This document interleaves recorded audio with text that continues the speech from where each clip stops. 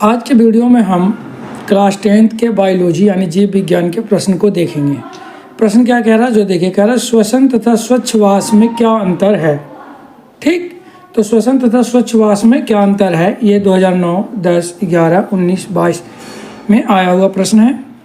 तो देखिए श्वसन और स्वच्छवास में हम अंतर देखते हैं। ठीक, तो श्वसन जो है यह एक जैव रासायनिक प्रक्रिया है, जबकि स्वच्छवास जो है यह एक यांत्रिक या भौतिक प्रक्रिया है।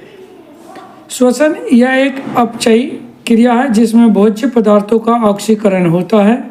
ठीक, और जो स्वच्छवास है यह ऐसी क्रिया है जिसमें वातावरण से वायु श्वसन अंगों तक पहुंचता है। ठीक, और श्वसन जो है ऊर्जा मुक्त होती है। श्वसन में, स्वच्छवास में ऊर्जा का प्रयोग किया जाता है। ठीक, श्वसन जो है उसमें कार्बन डाइऑक्साइड, जल आदि बनते हैं, साथ ही ऊर्जा भी उत्पन्न होता है।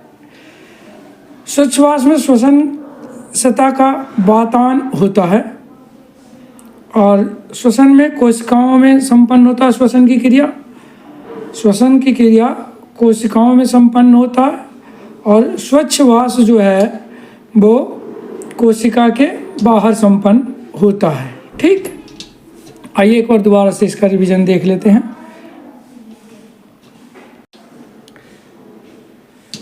श्वसन और स्वच्छवास में अंतर देखिए क्या है।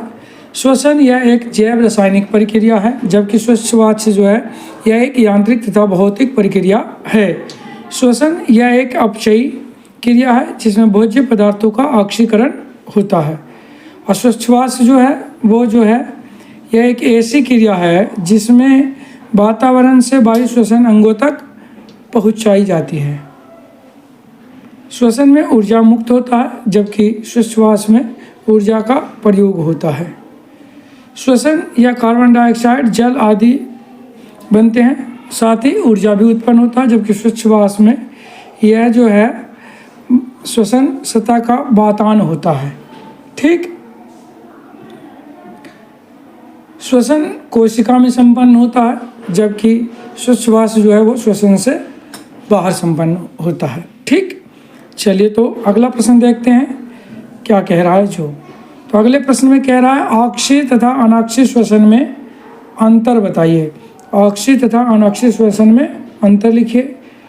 या इस प्रश्न को ऐसे पूछा जा सकता है वायवीय तथा अवायवीय श्वसन में अंतर लिखिए। या आ सकता है अक्षीय तथा अनाक्षीय श्वसन में कोई दो अंतर लिखिए। ठीक, तो देखिए इसका अंतर क्या है। तो श्वसन या वायवीय श्वसन क्या होता है, इस क्रिया में ऑक्सीजन की आवश्यकता होता है। ठीक, और अनाक्षीय या वायवीय श्वसन, इस क्रिया में ऑक्सीजन की आवश्यकता नहीं होती है। ठीक,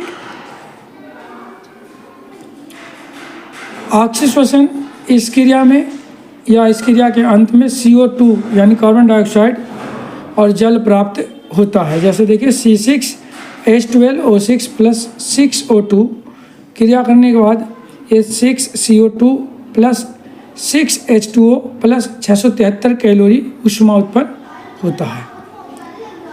यही अनाक्षीय श्वसन क्रिया में, इस क्रिया के अंत में यीस्ट से एथिल अल्कोहल व CO2 बनता है। जैसे देखिए C6H12O6 क्रिया करने के बाद 2C2H5OH तैयार होता है प्लस CO2 और 21 किलो कैलोरी ऊष्मा उत्पन्न होता है। ठीक, नंबर 3 अक्षीय श्वसन, इसमें ग्लूकोज अणु के पूर्ण विखंडन हो जाता है। अक्षीय श्वसन में